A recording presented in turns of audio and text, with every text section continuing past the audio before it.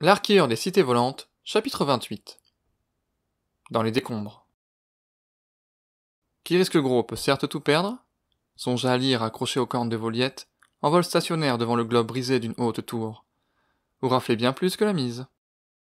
Concentré sur cette deuxième partie, l'arqueur plia les jambes, tendit ses bras derrière, et inspira profondément.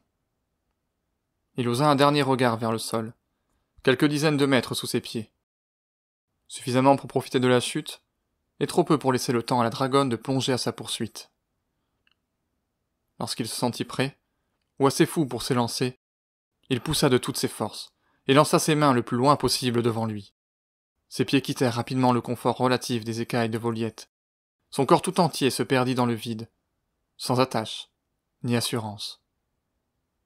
Étrangement, suspendu là-haut, entre ciel et terre, entre son but et sa dragonne, le temps sembla s'étirer, lui offrant tout le terrible loisir d'analyser sa situation d'un nouvel œil.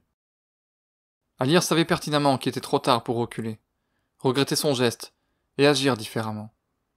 Pourtant, en cet instant, ses pupilles ne pouvaient se détacher du verre brisé et tranchant, et définitivement mortel qui encadrait sa fenêtre d'approche.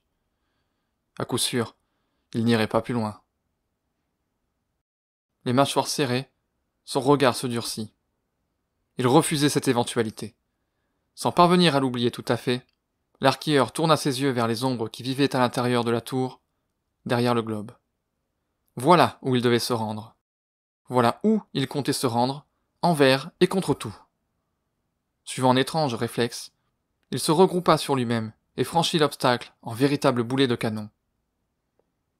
Le temps reprit alors son cours. Contrairement au saut qui avait semblé durer une éternité, plein de doutes et de réflexions, l'atterrissage se montra bien plus rapide, d'une tangibilité réelle, frappante. Alyre ne put ni amortir, ni accueillir sa chute.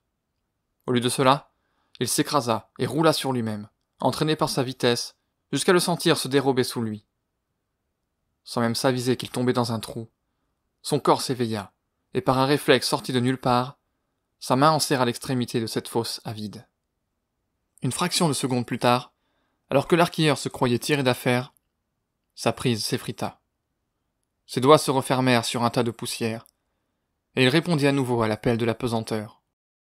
Perdu dans un tourbillon de questions, dans les affres de la peur et de l'incompréhension, il heurta lourdement le sol. Fut-ce son épaule qui craqua, ses côtes, ou sa hanche? Il l'ignorait.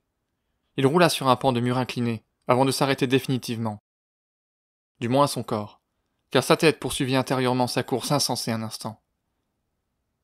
Finalement, le calme revint après quelques secondes, quelques heures, peut-être une journée.